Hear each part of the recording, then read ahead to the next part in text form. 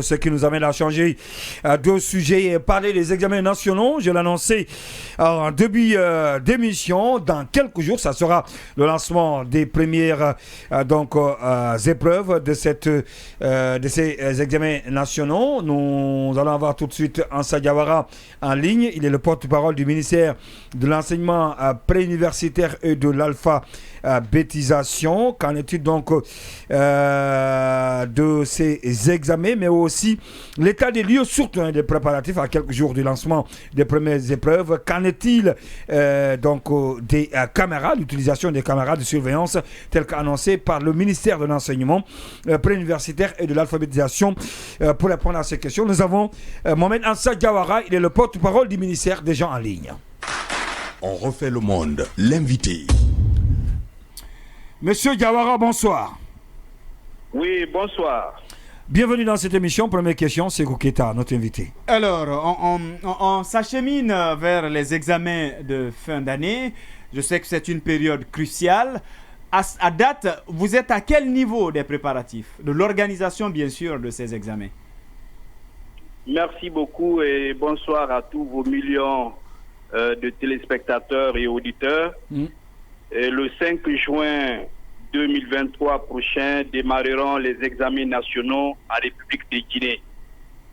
Pour les préparatifs, comme on n'est jamais prêt à 100%, sinon je dirais que tout est fin prêt à ce jour parce que le point nodal c'est bien les listes d'examens et qui autour desquelles se fait le devis, donc le budget. Ces listes ont été closes depuis fin avril. Et à ce jour, les gros travaux sont effectués, les photos sont prises et à l'aide d'un logiciel qui a permis donc de nous éviter désormais le glissement des photos, mais aussi l'absence de photos sur certaines cartes. Mais également, les petits matériels des examens sont en train d'être transportés. Certains sont arrivés sur les lieux, donc les localités où doivent se tenir ces examens nationaux. Donc, également les PV d'appel à l'heure qu'il fait sont prêts, les cartes d'examen, les centres d'examen sont choisis. Bref, nous pouvons dire que nous sommes plus ou moins prêts pour ces examens session 2023. Oui, mais il y a un élément que vous n'avez pas évoqué et qu'on attend fermement. Est-ce que les caméras de surveillance ont été installées dans les salles ou disons dans les écoles ciblées, dans les centres d'examen? Si oui, est-ce qu'on peut savoir déjà les endroits, les zones concernées? Bien, ce que je vais vous dire, l'utilisation des caméras de surveillance cette année dans nos examens est une expérimentation. Et cette expérimentation, nous n'utiliserons pas tous les centres. Et ces caméras ne concerneront que le baccalauréat unique et pas tous les centres du pays. Et à l'heure qu'il fait, je ne peux vous dire dans quels centres seront placées ces caméras. Il y a combien de centres qui ont été choisis parce qu'on ne fera pas de ça une publicité. Ces caméras seront fixées sans attirer l'attention de qui que ce soit. Juste c'est voir l'issue. Qu'est-ce que ces caméras peuvent nous apporter et pour qu'on puisse l'uniformiser à tous les centres dans les années à venir. Oui, là. Oui, monsieur Ansa Diawara, moi ma question est quelles sont du coup les innovations de cette année qui fait que les élèves sont arrivés plus près cette année aux examens par rapport à l'année dernière? Qu'est-ce qui a été fait tout au long de l'année pour que ces examens soient un succès par rapport à l'année dernière? Effectivement, c'est une belle remarque parce que nous avons pris de l'avance cette fois-ci par rapport aux années précédentes. Mais qu'est-ce qui a été fait? Au fait, le travail, le processus étant très long, nous avons commencé donc très tôt. Il vous souviendra que nous avions finalisé les listes en fin avril. Sinon, habituellement, jusqu'aux portes des examens, les listes sont en train d'être retouchées, les candidats libres, également vous avez les photos qui sont en train d'être prises, mais tout ça là, nous avons tellement organisé que ces éléments, ces activités ont été closes avant fin avril. Et la nouveauté, si nous avons des dispositifs, si l'année dernière, ces examens ont réussi par les dispositifs mis en place. Cette année, nous avons gardé ces dispositifs, mais en plus de ces dispositifs, nous avons en ajouté d'autres qui ne feront pas l'objet de divulgation, parce que vous savez, en Guinée, quand vous préparez votre maison la journée et la nuit, il y a des groupes qui viennent pour le mettre à terre. Donc, nous ne diffuserons pas, mais ce qui est sûr, c'est que beaucoup de dispositions sont prises. Personne, aucun candidat ne peut photographier aucune copie de sujet. Partout où il sera, il va être identifié. Et donc, nous avons mis ce truc-là en place et bien beaucoup d'autres. Et quant aux disciplinaires, aux inspecteurs disciplinaires, ils ont été internés très tôt cette fois-ci, depuis le 5 mai, pour ne sortir que le 20 juin, juste après la dernière épreuve.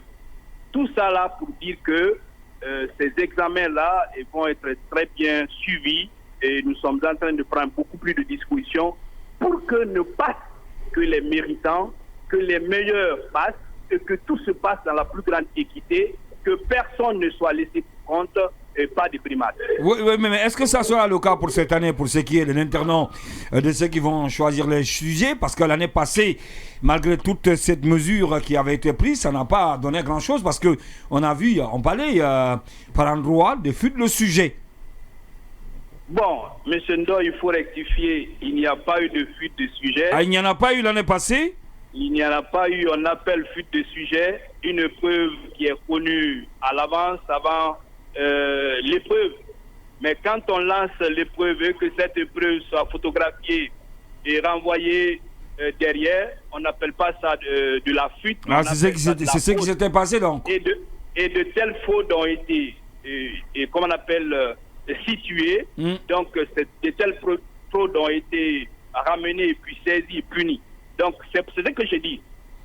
Quelqu'un peut photographier. Oui. Et cette fois-ci, si l'année dernière, c'était les épreuves, c'était le sujet par centre, ou disons par préfecture qui était codifié, cette fois-ci, les épreuves feuille par feuille sont codifiées. Donc personne ne peut dérober quoi que ce soit. D'accord. Et pour votre information, ils ont été internés depuis le 5 mai, je l'ai dit. Alors, les statistiques, est-ce qu'on peut les avoir, le nombre de candidats dans leur ensemble, mais aussi par examen, baccalauréat, brevet, entrée en 6e année? Vous m'avez pris au dépourvu, je n'ai pas les statistiques sur moi ici, mais dans les jours à venir, si vous voulez, lundi, je pourrais vous livrer toutes les statistiques, et non seulement le global, mais aussi par examen. D'accord. Merci. Oui. Okay. Oui. L'année dernière, on parlait des surveillants qui ne pouvaient pas recopier, qui ne pouvaient même pas recopier, qui n'avaient pas le niveau, les sujets. Est-ce que cette année, dans le choix, parce qu'on a compris que c'était devenu un peu une sorte de business aussi, est-ce que cette année, on peut dire que le choix ou la sélection s'est passé dans les règles de l'art? Bien, comme vous savez, après chaque année, nous faisons des ateliers préparatoires et qui à l'occasion desquels nous tirons des leçons, c'est-à-dire de ce qui s'est passé, et on corrige les erreurs, les fautes.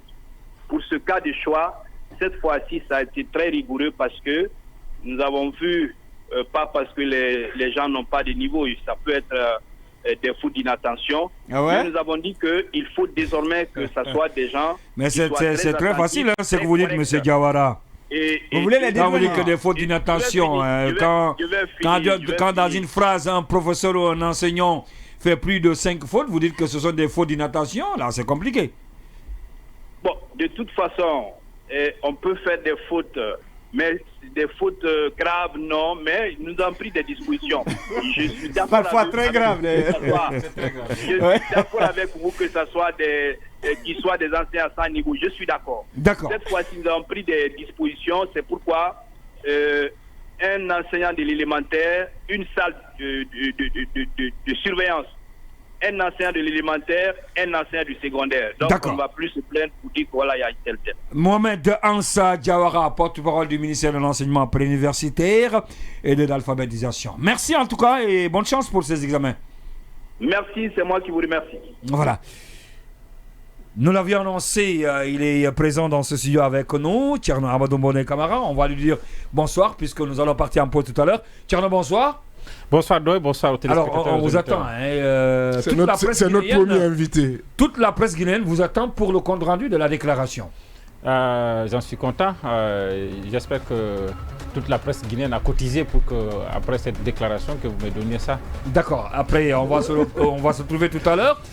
L'invité du jour, lui, c'est Abdoulaye Djibril Diallo. Il est journaliste, coordinateur de la cellule de communication du procès des événements du 28 septembre 2009. Il est également le directeur général du Centre de formation et de perfectionnement professionnel en technique de l'information et de la communication. C'est notre invité dans la deuxième partie. À tout à l'heure.